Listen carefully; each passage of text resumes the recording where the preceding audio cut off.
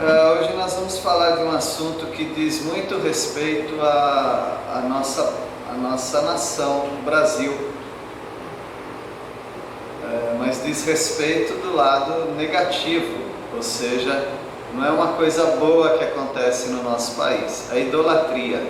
Hoje nós vamos falar sobre idolatria, no capítulo 8 de 1 Coríntios.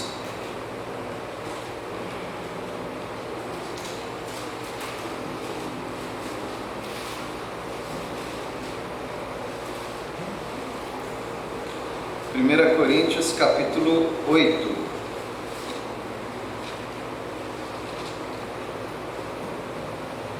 A essência do que nós vamos estudar é que Deus é único, então não tem espaço para ídolos, né? Só precisamos de Deus.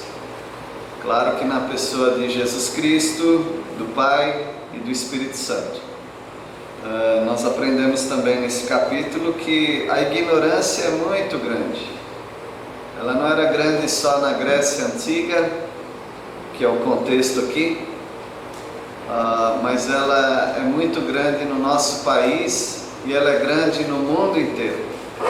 As pessoas não podem ver um pedaço de pau, de pedra, que elas transformam aquilo num Deus e começam a adorar.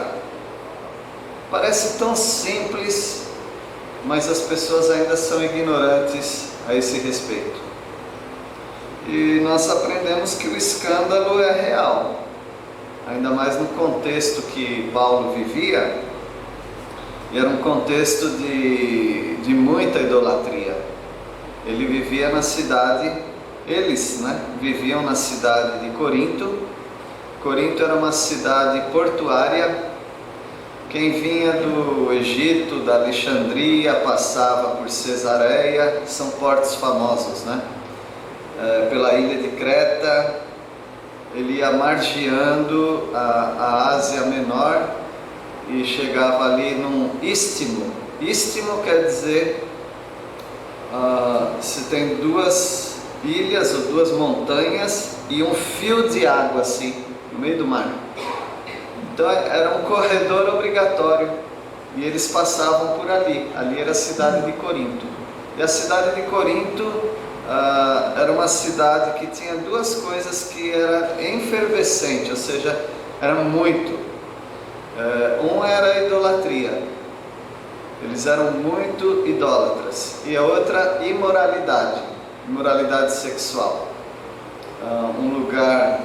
Todo lugar portuário é um lugar de muita prostituição também. Lá não era diferente, só que a diferença, talvez, do que estamos acostumados é que imoralidade e idolatria era uma coisa só. Porque os ídolos deles, os deuses deles, exigiam a promiscuidade. Então, havia prostitutas cultuais. Elas iam adorar aos deuses através das relações sexuais com os turistas e com as pessoas da cidade também. Então você vê que é um lugar que cheirava a imoralidade. Era um lugar em que as paredões das ruas tinham motivos idólatras e morais. Então não tinha como sair da cabeça das pessoas aquela imoralidade. Tanto é que já estudamos no último capítulo, capítulo 7, que alguns casais casados e crentes, eles resolveram que iam praticar o celibato ou a abstinência sexual dentro do próprio casamento. Que loucura, né? Porque eles achavam que tudo era muito imoral, tudo girava em torno da imoralidade e eles queriam se purificar, até mesmo em coisas que não havia problema. Aprofundando mais ainda esse ensino, eu quero falar do contexto do açougue, da carne. Vocês gostam de um churrasquinho? Um estrogonofezinho? Tudo que vai carne? Então, poucas pessoas não gostam de carne, não é? Eles tinham um problema lá em Corinto, é que como havia os templos idólatras, e esses templos não eram apenas para ir lá e recitar orações e rezas, eles sacrificavam animais. E da onde que eles conseguiam essa carne? Em qualquer lugar, os açougues e quem quer carne vai conseguir nas fazendas, né?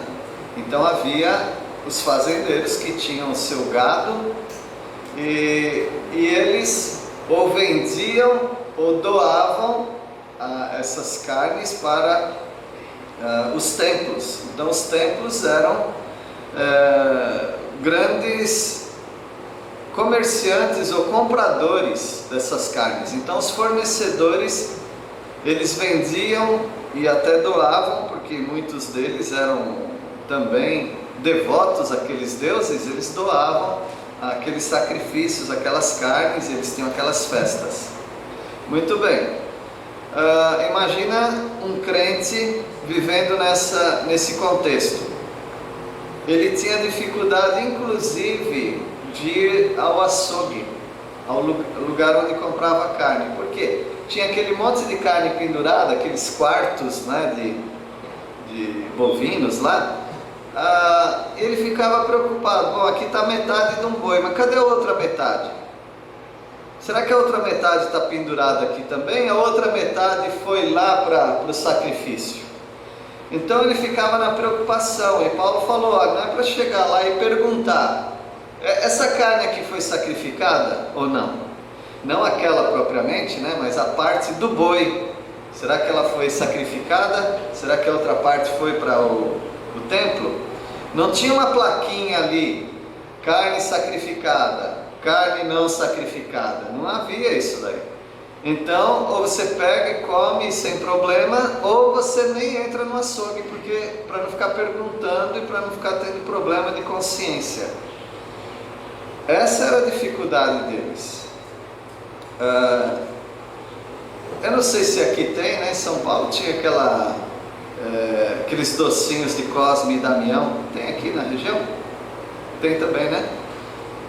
Os docinhos de Cosme e Damião, que são docinhos consagrados aos espíritos aí, aos demônios, né? E aí, pode comer aquele docinho ou não? Lá em Pedro é lá de Vitória da Conquista, né? Lá tem os acarajés. Aí, esse acarajé, posso comer ou não? Eu não sei quantos já comeram, eu gostei, comi, gostei. Mas a gente sabe que a origem, ou melhor, a prática disso era oferecer para os terreiros de Umbanda e essas idolatrias. E aí aquelas baianas da saia rodada, né? Elas vendiam aquilo lá, vendem aquilo. E aí, pode comer ou não pode comer? Se eu comer aquilo, eu estou participando daquela idolatria? Agora eu sei que lá em Vitória da Conquista tem, Bahia, tem muitos crentes. E tem também as vendedoras da acarajé que são crentes, né, irmão? Tem as barraquinhas evangélicas, então aquela lá está garantida. Mas será que teria algum problema comer sem saber a procedência? Primeiro quero dizer que não está envenenado, tá? Do Senhor é a terra em toda a sua plenitude. Qualquer docinho, qualquer churrasco tem os mesmos ingredientes para incrédulos ou para crentes, não faz diferença. Posso comer uma pipoca, de repente alguém trouxe um saquinho de pipoca, mas a pessoa não me falou que vem de uma quermesse católica. Posso comer? Então as pessoas ficam numa grande dúvida sobre um monte de coisa. Maçã do amor, né? Eu lembro da maçã do amor, mas muitas vezes vendem nas quermesses católicas, que é uma festa idólatra.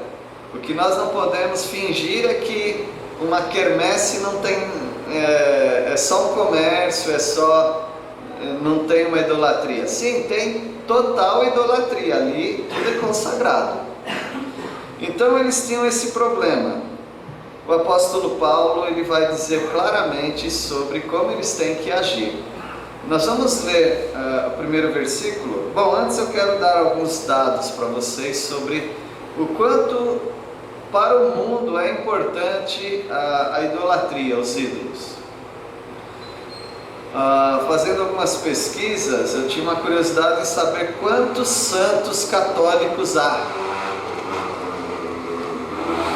Porque a gente ouve falar dos mais famosos aí, mas quantos santos católicos há no mundo? Então, no mundo todo há 20 mil, cerca de 20 mil santos católicos. Eu achei pouco diante de tantos mártires que houve na história e tantas pessoas famosas, né? Mas são 20 mil, oficialmente pelo Vaticano. No Brasil, tem 37 santos católicos. Alguns deles são extraoficiais, por exemplo, o Damião, o Cícero, o padrinho Cícero. Então, o Vaticano não reconhece alguns, mas no Brasil há oficialmente pelo Vaticano, pela Igreja Católica, 37 santos. Quando você parte para países como a Índia, que a cultura é hindu, não é? Há 33 milhões de deuses. Você pisaria numa barata com o risco de estar pisando num deus. As vacas ali, todos sabem que são muito reverenciadas. O trânsito para quando uma vaca atravessa a rua em alguns vilarejos, né? Para não só porque tem uma vaca ali no meio, porque não pode ficar espantando, porque é um deus. E no mundo inteiro, bom, fiquei admirado com isso também, que estão catalogados 330 milhões de deuses no mundo inteiro. Isso equivale a dizer que há um Deus para cada 21 pessoas no mundo inteiro. Então nós temos que pensar nesse assunto sobre idolatria. A idolatria é o que define a essência de uma pessoa. A idolatria, estávamos conversando ontem com algumas pessoas, a idolatria não é apenas um pecado. A idolatria é uma essência, é um estilo de vida. Ela toma conta da pessoa completamente. Não se trata apenas de um pecado, de uma ação, mas é de uma vida. Quem é idólatra, ele não é um praticante da idolatria. Quem é idólatra, ele é aquele Deus ou aqueles deuses, aqueles ídolos estão dentro dele de uma tal maneira que você não separa aquela pessoa dos seus ídolos. Por isso que uma pessoa que deixa a idolatria para servir a Cristo Jesus é uma grande evidência de que é verdade mesmo. Você tem que tomar muito cuidado com esse assunto, porque você vive num país onde a idolatria ela está presente na sua vizinhança, ela está presente na sua família, nos seus familiares. Mas você não pode ser tão cuidadoso a ponto de ficar com medo de falar e de denunciar a idolatria. Não importa se quer seja mãe ou pai, ou uma pessoa muito querida da família, idolatria é no cerne mesmo da questão. A idolatria é contra Deus, e qualquer idólatra está afastado de Deus.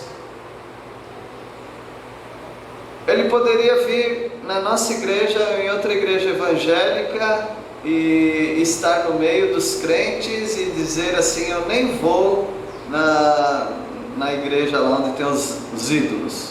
Não importa, se ele é um idólatra, aquilo está no coração dele e ele é afastado de Deus. Alguns perguntam: mas será que lá naquele grupo não pode ter crentes? Não tem razão para estar num grupo desse. Talvez ele queira alcançar os outros. Ele não vai alcançar os outros. Não é para você estar no meio dos idólatras pensando que você está ali para salvar os idólatras. Eles já estão muito bem definidos na vida deles de idolatria. Se eles vão conhecer a palavra de Deus, certamente vai ser fora dali. Ali eles não vão conhecer a palavra de Deus. Eles podem falar um monte de coisa boa da Bíblia, mas se eles não deixarem a idolatria, não tem como trilhar no caminho da salvação. Não tem, meus irmãos. A idolatria, ela separa completamente os que são de Deus e os que não são de Deus. Por isso você tem que tomar cuidado, mas você não pode tomar tanto cuidado a ponto de não falar essas coisas que eu estou falando aqui agora para os irmãos. Versículo 1, alguém pode ler? 1 Coríntios 8:1. Quanto à pergunta sobre a comida sacrificada a ídolos, sabemos que todos temos conhecimento a esse respeito. Contudo, o conhecimento traz orgulho, enquanto o amor fortalece.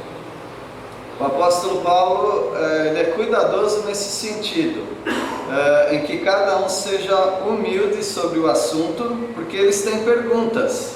Assim como eles tinham perguntas que para nós são perguntas muito ingênuas a respeito de celibato dentro do casamento, aqui há uma outra pergunta muito ingênua, na minha opinião, e talvez na opinião de todos os que conhecem a palavra de Deus. Sobre comida sacrificada a ídolos, tem problema comer? É claro que tem problema, lógico que tem. Se tem problema ir numa quermesse católica, que eu gosto de maçã do amor e só tem lá, é claro que tem problema.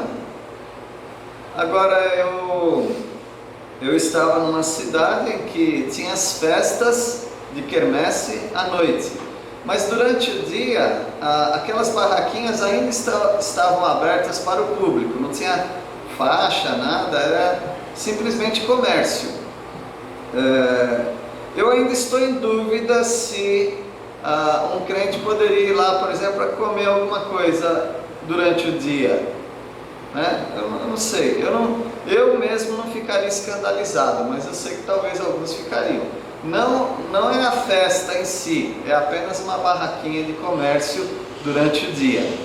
Mas também eu não vou me atrever a dizer, não vou me atrever a absolver a consciência de ninguém. Se você acha, eu não vou entrar aqui porque entrando aqui eu estou no terreno da idolatria, então é melhor você não ir. Não vai. Dá para viver sem a maçã do amor, não dá? Não dá para viver sem amor, mas sem a maçã do amor dá. Então nós não precisamos bicar essas coisinhas. Pipoca, como em casa, como aqui na igreja. Toda noite tem pipoca na igreja. Eu não preciso ficar preso a festas por causa das coisas que tem ali, sendo que a festa é idólatra. Não vou e acabou. Ali tem idolatria. A gente poderia até falar de rodeios, né? Nossa região é uma região que tinha muitos rodeios, né? Talvez vai ter ainda, não sei. Mas o rodeio a gente sabe que o início e o fim é da ascensão da deusa. Aparece lá e eles iluminam aquilo e eles fazem uma oração em louvor àquela deusa, aquele ídolo, né? Mas eu gosto de rodeio, eu gosto de ver o peão lá cair. Tudo bem, eu também acho legal, eu gosto. Já fui em São Paulo, num bairro lá, tem exposição de gado. E lá em São Paulo a gente não via gado, né? Então as pessoas iam na Água Branca. Mas ali era só uma exposição de gado. E tinha também os peões lá fazendo as apresentações. Mas eu fui e não tinha nada disso daí, mas eu sei que muitos lugares tem. Então é um lugar suspeito para o crente ir, uma vez que tem uma forte ligação com ídolos. O apóstolo Paulo ele fala, quanto a essas coisas de ídolos, todos nós já sabemos, somos senhores do saber. Agora, vamos tomar cuidado para que esse saber não prejudique, porque o que ajuda mesmo é o amor, não o conhecimento. Todo mundo está aqui claro? Alguém tem dúvida? Poderíamos falar também de festas juninas na escola. E eu diria o seguinte: agora, a gente tem sempre falado que a nossa igreja não é a igreja das regras. Vamos ficar de olho, hein? Vamos ver o que você e seus filhos estão fazendo. Particularmente, eu creio que as festas juninas de escola não deveriam ser uma prática dos crentes. Essa é a minha opinião. E a minha prática também, porque os meus filhos não participavam. Só que como a gente mora num lugar, os professores eles nem perguntavam. Eles já sabiam que quem era daquela escola lá não participa dessas festas. E aí eles davam outros trabalhos para compensar a nota, porque tinha aí nota de presença e tudo mais. Por que não ser tão bonitinho as crianças pintadinhas de caipira e dançando a quadrilha? Não tem problema nenhum com a dancinha em si, não é esse o problema. O problema é que tudo ali paira, tudo ali está coberto com as bênçãos dos santos. São João, São Pedro, e nós não compartilhamos da idolatria. E o Halloween? Halloween é uma coisa que não preciso nem falar, porque Halloween não é uma festa brasileira. Isso aí que acontece no Brasil é bobagem, porque nem é cultura nossa, Halloween, né? A festa das bruxas aí, né? Esse é um contexto totalmente norte-americano que trouxeram para cá. Isso aí é tão ridículo que dispensa qualquer comentário, mas da mesma forma é uma bruxaria que não diz respeito a nós. O apóstolo Paulo vai dizendo então que se alguém acha que sabe alguma coisa, não aprendeu ainda. Então eu também, meus irmãos, eu estou aprendendo, mas naquilo que eu sei, eu não preciso ter participado do catolicismo para saber que o catolicismo é uma idolatria total. Mas é que o senhor não conhece ainda os carismáticos. Os carismáticos não têm santo, não tem esses quadros que eles adoram. Mas eles têm Maria. Pergunta sobre Maria, se eles abrem mão. Eles não abrem mão. Então a palavra de Deus diz em 1 Timóteo 2, 4 e 5: não há nenhum mediador entre Deus e os homens.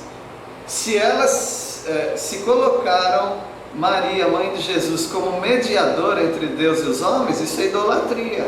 Então nós não concordamos também, mesmo que eles cantem os mesmos cânticos que nós cantamos, mesmo que os padres preguem igual os pastores pregam. Mas no final tem a bênção da Maria, então também não dá certo não. Notaram? A gente tem que ser cuidadoso, mas não tão cuidadoso a ponto de nós não abrirmos os olhos das pessoas quanto a isso. Paulo continua no versículo 3, que quem tão curtinho e tão simples parece, mas ele guarda aqui uma verdade contra a idolatria. Meus irmãos, Deus não conhece um idólatra. Ponto final. Deus não conhece. Mas Deus não conhece todo mundo? É claro que conhece. Mas nós estamos dizendo ser conhecido por Deus como um crente. Deus não conhece o idólatra. Não importa que seja só uma santinha aqui do tamanho de uma unha pendurado no pescoço ou guardado dentro do bolso da carteira. Eu guardo ali para garantir, tá? Deus não te conhece. Se você é idólatra, você não é conhecido por Deus, porque Deus não divide a glória dele com nada, nem mesmo com a mãe de Jesus que viveu na terra. Ela precisou de um Salvador, inclusive ela fala isso. Quem está falando que ela não precisava de Salvador são as pessoas dessas seitas, desses grupos, mas a própria Maria disse que ela precisava de Jesus como Salvador. Qualquer coisa que fugir a isso é idolatria. O apóstolo Paulo, no versículo 4, ele explica, né? Que o ídolo em si mesmo, ele é o que, irmãos? Segundo o versículo 4. Qual a importância de um ídolo em si mesmo? Acharam? Ele não é nada. Mas você não falou que tinha que tratar com respeito? Você vai falar que o ídolo deles não é nada? Bom, eu falei que tinha que tratar com respeito, mas eu falei não, com tanto cuidado assim, que você não vai falar o que a Bíblia diz. A Bíblia diz que não é nada. Eu me lembro uma vez que nosso grupo de liderança foi num lugar assim, uma pousada, e a gente foi passar um final de semana lá, e tinha os quartos, né? E num dos quartos tinha uma santa assim, ó, bem grandona. Aí a pessoa não queria dormir naquele quarto porque tinha aquilo lá. Ou então precisa colocar um pano por cima, né? Olha, é como se não tivesse nada lá. Se eu fosse dormir naquele quarto, eu ia dizer, isso aqui não é nada. Eu só tenho que tomar cuidado para não tropeçar e derrubar o negócio, né? Porque também a Bíblia diz que a Bíblia diz que nós não devemos praticar o sacrilégio, que é sair destruindo os ídolos alheios. A Bíblia condena isso. Então a gente não chuta estátua, não quebra estátua, não atira pedra na capelinha, a gente não faz nada. Sério? Já fez? Então nós não fazemos nada disso. Nós simplesmente ignoramos. Isso aí é nada. A pessoa coloca toda a vida dela naquele pedaço de gesso, mas para mim é nada. Mas curou minha filha? Não curou. Não curou sua filha. Não curou seu filho. Não curou ninguém da sua casa. Agora as pessoas colocam muita fé nessas coisas, mas Paulo está dizendo isso não é nada. Nada é no mundo e que não há senão um só Deus. Mas não é Deus. O que é então? Porque eu só oro a Deus. Se você ora para alguma coisa, aquilo é Deus. Concordam? Eu só reverencio. Só reverencia é igual respeitar. A gente não respeita pai e mãe? Eu respeitava quando eu os tinha. Só que eu nunca orei para o meu pai nem para minha mãe. Eu não oro para pai e mãe. Eu não oro para você, não oro para ninguém, só oro para Deus. Eu pratiquei uma idolatria mental, porque existe idolatria aqui dentro também. Inclusive alguns que jogam os deuses, mas os ídolos continuam no coração, né? Eu imaginava, não vão rir da minha cara, tá? Porque eu fui criado num lar evangélico, então não tinha ídolos na minha casa. Mas eu comecei a achar que eu precisava de mais intimidade com Deus. Então na minha mente, não vai rir de mim, tá? Na minha mente, então eu me ajoelhava, isso aí durou pouquinho tempo, tá? Mas aconteceu sim. Tá tentando jogar um paninho quente. Mais ou menos isso. Eu me ajoelhava, fechava os meus olhos e eu imaginava o pezão de Jesus bem aqui na minha frente. Porque aí eu me sentia mais próximo dele. Aí cantava, quero estar aos pés da cruz. Porque veja bem, a pessoa que, uma das que mais amou a Jesus, né? Ela se quedava aos pés de quem? De Jesus. Então, como Jesus não está aqui, eu preciso pelo menos imaginar, né, que ele está aqui. E talvez olhando uma montanha também, não lembro se isso aconteceu. Você vai pegar muita gente nessa imaginação aí. Imaginar Deus nas montanhas. O maior brilho que há na terra, ou para a terra, é o sol. Por que não o sol? O sol é nosso Deus, o astro maior. Pararam de rir, né? existe uma necessidade das pessoas de abraçarem, de se ajoelharem diante de algo que existe. Agora, o Senhor Jesus disse que chegará o dia, e já chegou, em que os verdadeiros adoradores adorarão em espírito e verdade. Deixei aquela prática, irmãos. Não existe mais um pezão na hora que eu me ajoelho, não estou querendo abraçar a perna de Jesus. Eu tenho até dificuldade de cantar aquele cântico, tocar nas vestes de Jesus. Eu sei que é uma referência àquela mulher hemorrágica que tocou nas vestes de Jesus, mas há um grande perigo de nós concretizarmos nossa fé em objetos. Ainda que esses objetos estejam só aqui. Ele não está aqui realmente, mas ele está aqui, não é? Você está fazendo um esforço mental para materializar Deus. Toma cuidado se você está fazendo isso, porque isso pode ser um grande laço para a sua fé. O apóstolo Paulo diz que ídolo não é nada. Então, não se preocupem com ídolos. Eles não fazem mal. Eles nem conseguem fazer mal, essa é a verdade.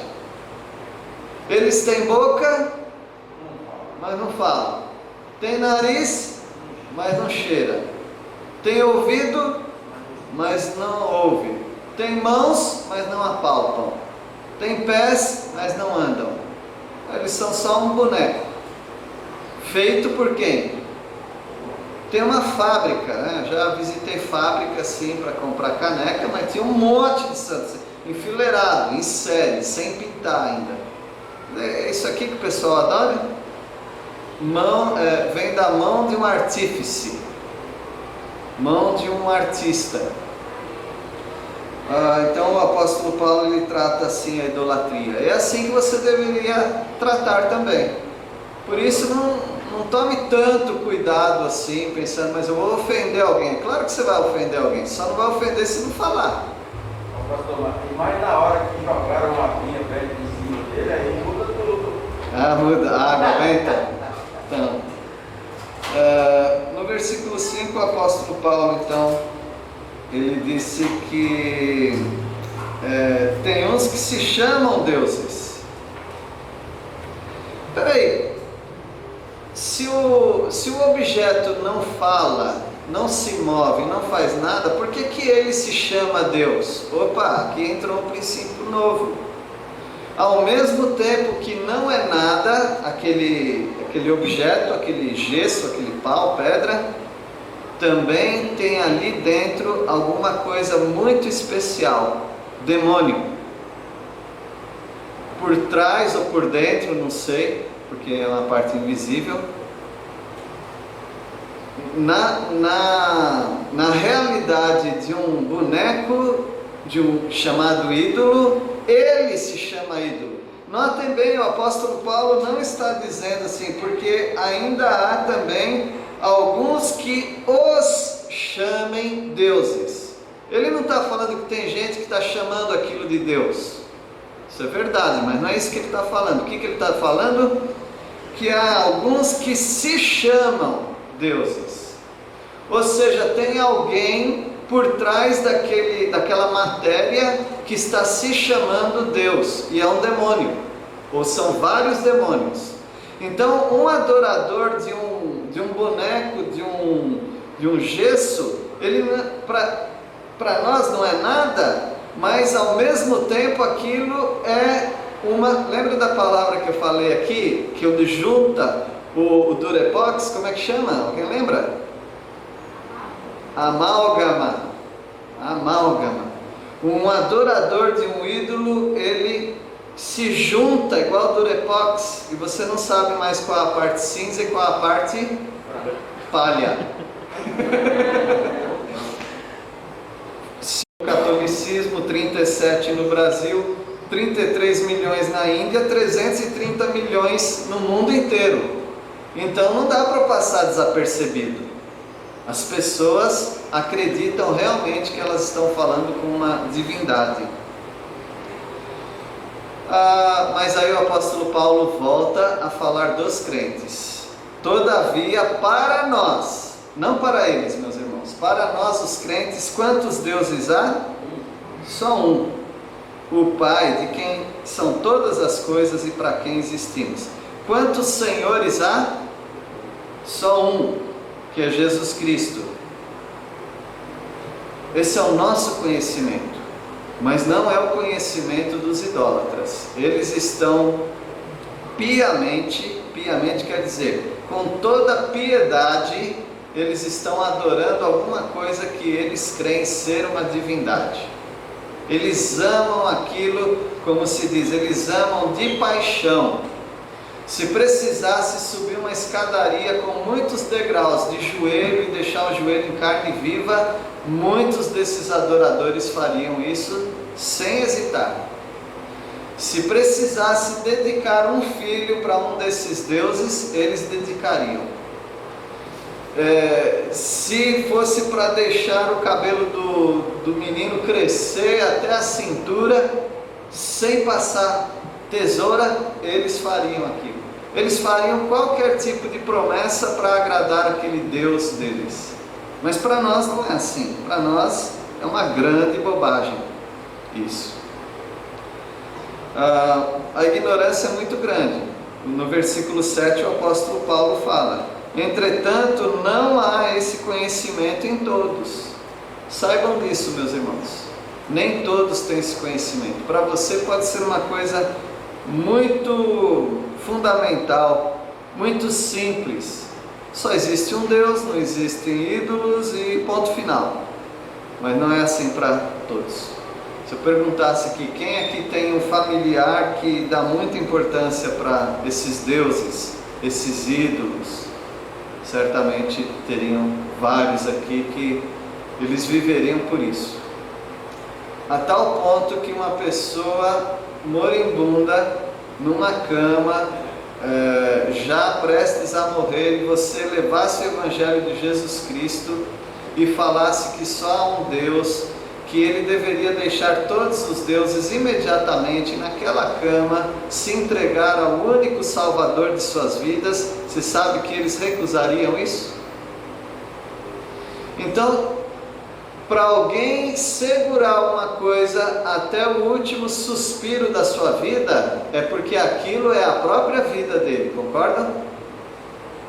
Se ele não consegue abrir mão daquilo na hora da morte dele, é porque aquilo é a própria vida dele. E ele até acredita que depois dele morrer, aquela divindade vai dar para ele alguma sustentação. Então a idolatria é coisa muito, muito séria.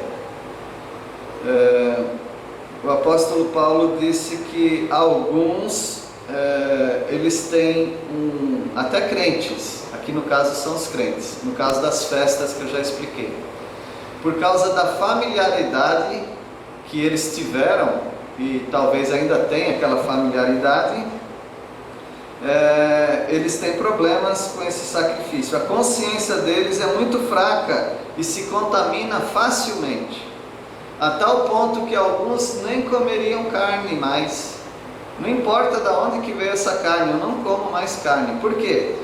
Quando eu vejo carne, eu vejo um sacrifício aos ídolos, e eu não quero tomar parte disso. E aí eles começavam a comer só vegetal. Isso era um problema muito sério, né, para eles, de consciência. Outro dia alguém me falou, e eu fiquei admirado com isso. Alguém me falou que acha muito bonito as missas, um crente, acha muito bonito o ritual em si, as músicas, os enfileiramentos, como pega uma coisa, como traz, e eu fiquei muito admirado com aquilo. Por que uma pessoa diria isso? Um crente diria isso? Bom, eu me converti, tem coisas que eu ainda gosto, né? Por exemplo, eu gostava mais, mas eu ainda gosto de futebol, mas não é algo da fé, o futebol. Então, antes de ser crente eu gostava de futebol, e agora eu gosto. Eu deixei de gostar um pouco, mas não é porque eu sou crente, é porque eu sou pastor. Não, não é isso também. É porque, bom, tem outras razões aí. É? Não é jogar, não, é assistir, né? Assistir, acompanhar a tabela, eu anotava tudo aqui. Não tenho mais tanto interesse, mas eu não vejo um problema. Eu não vejo um problema de certas coisas que você fazia e se continua fazendo. No entanto, a idolatria, ela é uma coisa que precisa deixar para trás. A tal ponto de qualquer ritual daquele não me interessa mais. Eu acho um péssimo gosto gostar daquelas músicas, mas tem aqueles que ainda gostam. Por causa do quê? Da familiaridade. Familiaridade com os ídolos. Ele ainda gosta. Talvez gosta das roupas sacerdotais, né? Eu não sei, mas algumas pessoas gostam disso. A igreja que somos oriundos ainda usa, né? Exatamente. Muitas igrejas reformadas, eles só não usam aquela tira chamada... Até aquilo eles usam, né? Usam. E coloridos também para os eventos agora. É, colorido para os eventos, é o escapulário. O escapulário, ele quer dizer que Deus está ali. Aquela fita. Um sacerdote católico jamais pode ir só de bata. Ele tem que colocar aquilo, senão Deus não está na missa. Deus não está ali. Joãozinho lembrou aí. Parece que não deixaram muito, né? Essas coisas. O apóstolo Paulo fala sobre comida. Olha, não tem problema mais, irmãos, comer carne. Para de pensar que é coisa sacrificada ao ídolo. Quem fez o boi, a vaca, foi Deus, e aquilo lá é bênção de Deus. Só que o apóstolo Paulo, ele respeita ainda, que ele tem que dar um tempo para aqueles crentes, para eles se purificarem daquilo. Mas ele falou que não é a comida que vai nos recomendar para Deus. Não é isso. Então, tanto faz comer, não comer, é o que ele está dizendo. Mas notem, o pastor falou que Paulo falou que não tem problema comer ou não comer, então eu vou lá sim comer a maçã do amor. Não, você está trocando as bolas. Você tem uma maçã do amor, eu não sei onde que vende isso, se ainda existe, né? Em casa ou mesmo na rua é uma coisa, num parque que vende. Agora, ir lá dentro daquilo que eles chamam de quermesse, eu também gosto de pescar peixinho. Vocês não gostam de pescar peixinho? Eu gosto. Mas será que eu tenho que ir lá dentro daquela festa porque eu gosto daquelas brincadeirinhas, aquelas gincanas? Não convém para o crente. O apóstolo Paulo diz que nós temos que tomar cuidado sobre isso. Porque ele fala no versículo 9 que nós temos liberdade. Mas essa liberdade não pode ser um tropeço. De jeito nenhum pode ser um tropeço para os mais fracos.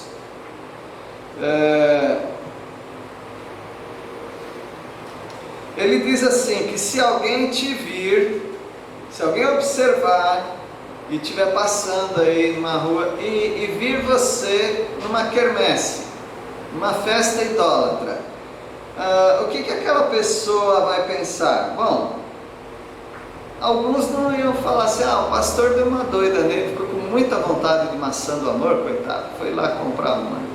Talvez alguns pensariam assim. Foi comer paçoca lá, uma coisa assim. Eu acredito que aqueles que confiam em mim pensariam isso, mas nem todos. Se o pastor pode, eu posso também.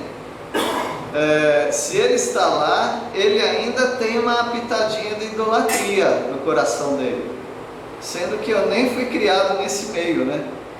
Mas as pessoas se escandalizariam. Então o apóstolo Paulo, ele diz que não é conveniente de jeito nenhum.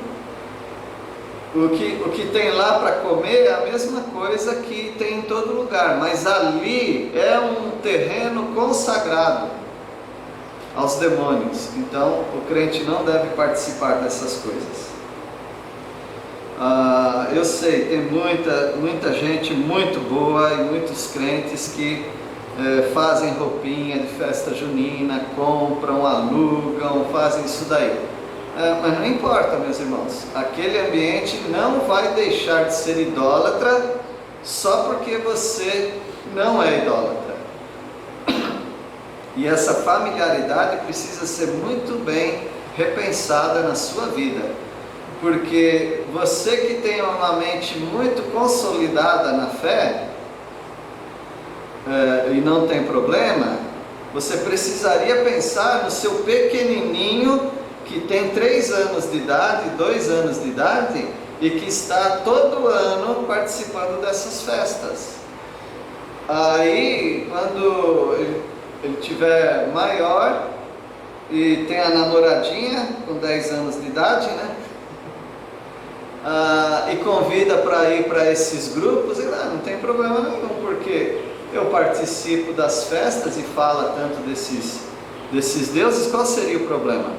Aí você vai querer resgatar o seu pequeno e você não consegue mais, porque ele não tem aquele ranço que os evangélicos adultos têm. Idolatria, quero nem chegar perto. Ele não cresce desse jeito, ele cresce simpatizando com aquelas coisas. Aí você vai ter um problema muito sério, a não ser que você, adulto, não tenha problema com idolatria. Aí já dá para compreender melhor que você está jogando seu filho para a idolatria com o pretexto da brincadeira, porque é uma brincadeira. É bonitinho, não falei que não é bonitinho, criança com sardazinha aqui, né? Com trancinha, com chave, é bonitinho, sai bem na foto. Mas e por trás daquilo? Não é um preço muito alto para pagar? O apóstolo Paulo ele fala sobre o cuidado com isso, com essa familiaridade. Porque você poderia pecar contra os irmãos fazendo isso. Eu louvo a Deus, né? Eu realmente não vou decair da fé por saber que alguns irmãos fazem isso com festa junina, não sei se com quermesse, com Halloween. Eu não vou decair da fé por causa disso, mas alguns decairiam sim da fé. Não subestime a consciência fraca das pessoas, alguns não aguentam isso.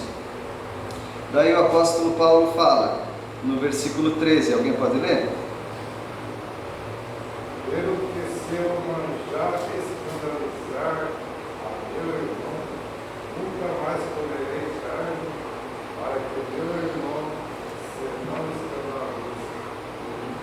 Meu irmão é mais importante do que isso. Eu me lembro a primeira vez que eu fui em Vitória da Conquista, eu queria comer o tal do acarajé, mas o meu cicerone, quer dizer, a pessoa que me acompanhava lá nas igrejas e tudo, ele falou que não seria bom não. Naquela época não tinha as baianas evangélicas, não tinha isso, faz muito tempo mesmo.